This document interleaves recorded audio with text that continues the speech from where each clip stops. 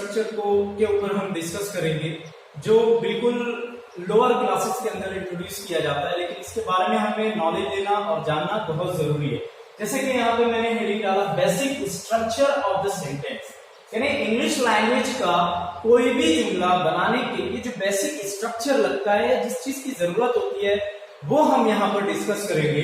तो यहाँ पर देखेंगे मैंने यहाँ पे लिखा है सब्जेक्ट, वर्ब और ऑब्जेक्ट। हम सब्जेक्ट क्या है, what is the definition of subject, what is the definition of verb and object, हम यहाँ पे डिटेल में देखेंगे।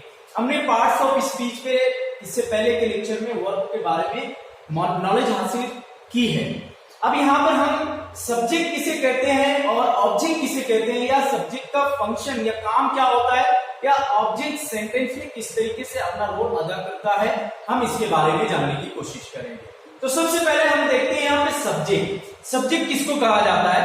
आप जब भी हम कम्युनिकेशन करते हैं या कुछ सेंटेंस लिखते हैं तो हमें सब्जेक्ट की जरूरत होती है। हम विदाउट सब्जेक्ट भी सेंटेंस बना सकते हैं, लेकिन सेंटेंस में सब्जेक्ट ना होते हुए भी वो अपनी मौजूदगी रखता है। यानी हम ये कह सकते हैं कि सब्जेक्ट के बगैर भी हम सेंटेंस बना सकते हैं, लेकिन what is the function of subject हम यहाँ पे देखेंगे। तो सब्जेक्ट अपना काम क्या करता है सेंटेंस में? डूअर का काम करता है। डूअर इज नथिंग बट काम करने वाला।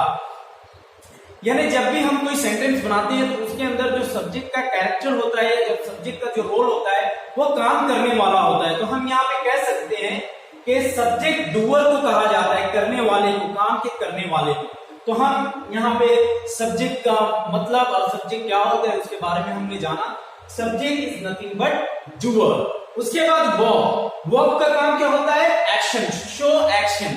एक्शन जाहिर करता है, काम का करना या होना जाहिर करता है।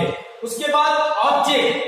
Action is directed. ऑब्जेक्ट किसको कहेंगे? या तो कोई पर्सन होगा या थिंग्स होगी, है ना, कोई चीज या कोई शख्स का नाम या कोई हम कहेंगे उसको ऑब्जेक्ट कहेंगे। तो एक्शन, ऑब्जेक्ट का काम क्या होता है? एक्शन इज डायरेक्टेड, मतलब जिसके ऊपर एक्शन को डायरेक्ट किया गया है उसको हम ऑब्जेक्ट कहेंगे। तो यहाँ पे तीनों structure of the basic structure of the sentence, यहाँ पे सब्जेक्ट, वर्ब, ऑब्जेक्ट, ये हमने जान लिया कि सब्जेक्ट किसको कहते हैं, वर्ब किसको कहते हैं, ऑब्जेक्ट किसको कहते हैं।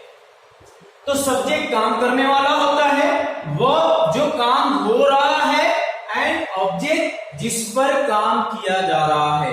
यहाँ पे बिल्कुल क्लियर कर लो, सब्जेक्ट काम करने वाला, वर्ब जो काम हो रहा है, ऑब्जेक्ट जिसके ऊपर काम किया जा रहा है उसको हम ऑब्जेक्ट कहेंगे। Subject doer, verb action, object action is directed, जिसके ऊपर काम किया जा रहा है, जिसके ऊपर एक्शन हो रहा है, वो ऑब्जेक्ट कहलाएगा।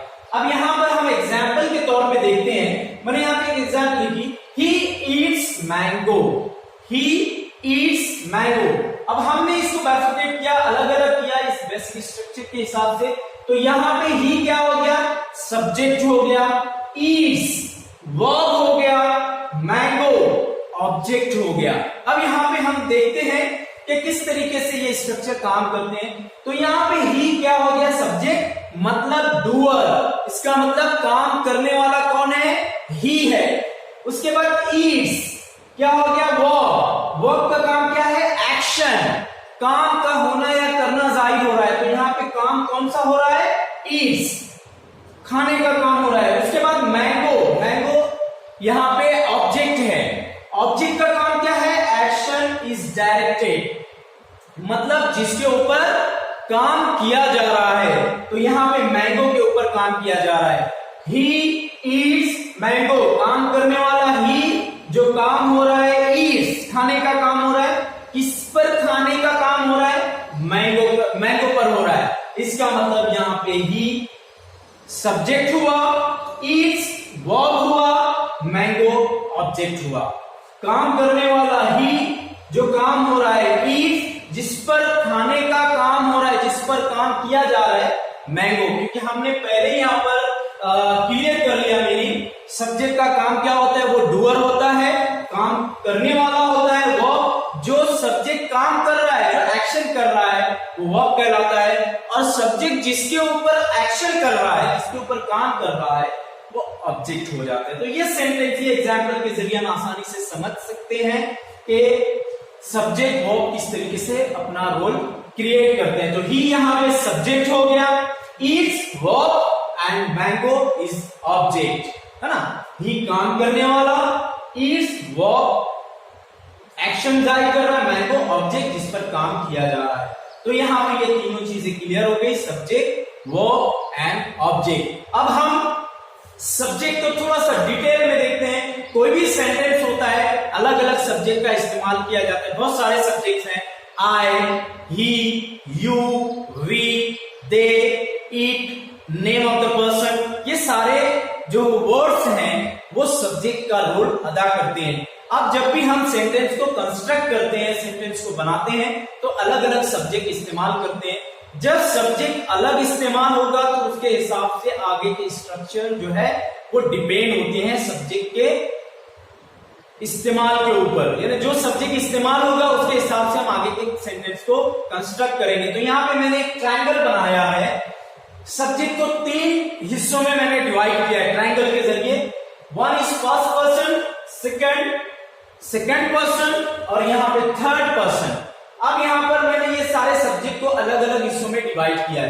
पहला आई जो है हमेशा फर्स्ट पर्सन का रोल अदा करता है। जैसे I am talking with you, तो I am the first person and you are listening, you are understanding me, तो you are the second person. तो आई जो है हमेशा फर्स्ट पर्सन का रोल अदा करता है। आई कौन सा रोल अदा करता है? फर्स्ट पर्सन का।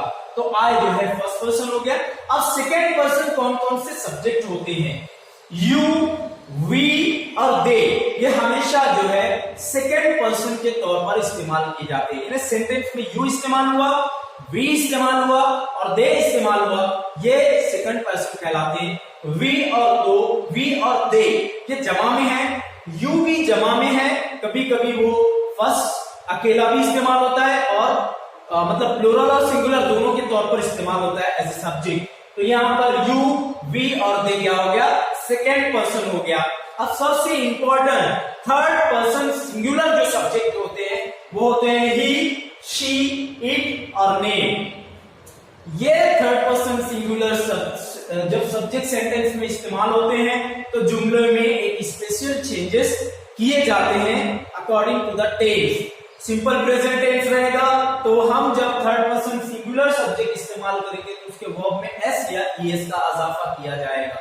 तो ये एक स्पेशल चेंजेस होते हैं। तो हमेशा जो है थर्ड पर्सन सिंगुलर आपको फोकस करेगा। इसके बाद जब हम टेंसेस को स्टार्ट करेंगे, कवर करेंगे, तो ये बहुत अहम रोल अदा करेगा। तो इसलिए इसको समझना बहुत जरूरी है। थर्ड पर्सन सिंगुलर सब्जेक्ट कौन कौन से हो गए?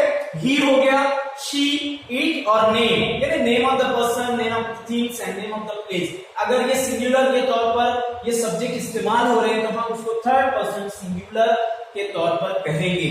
तो ही जो है लड़के के लिए अकेला है, शी लड़की के लिए, इट किसी चीज का नाम और नेम कोई भी शख्स का नाम। तो ये जब इस तरीके से सेंटेंस में सब्जेक्ट इस्तेमाल होंगे तो हम उसको कहेंगे कि ये subject as a third person singular के तौर पर इस्तेमाल हुआ है। मैंने यहाँ पे सिंगुलर लिखा, सिंगुलर का मतलब होता है अकेला, अकेला, है ना। तो हम अगर सपोज किसी शख्स को आवाज देंगे अहमद कम हियर, तो अहमद ही आएगा, बहुत सारे अहमद नहीं आएंगे या बहुत सारे लोग नहीं आएंगे, क्योंकि Ahmad is used as a third person singular subject in the sentence. तो यहाँ पे बहुत इंपॉर्टेंट चीज यहाँ पे मैंने बताया सब्जेक्ट के तौर पर। तो आई हमेशा फर्स्ट पर्सन होता है, you, we, they second person के तौर पर इस्तेमाल होता है, ही, शी, इट और नेम थर्ड पर्सन सिंगुलर के तौर पर इस्तेमाल होता है। तो यहाँ पर हमारा आज का टॉपिक फिनिश होता है। In next lecture we will start tenses, simple present tense. 3 tenses है, तीनों टेंसेस को बाय वन हम जो है क्लियर करेंगे।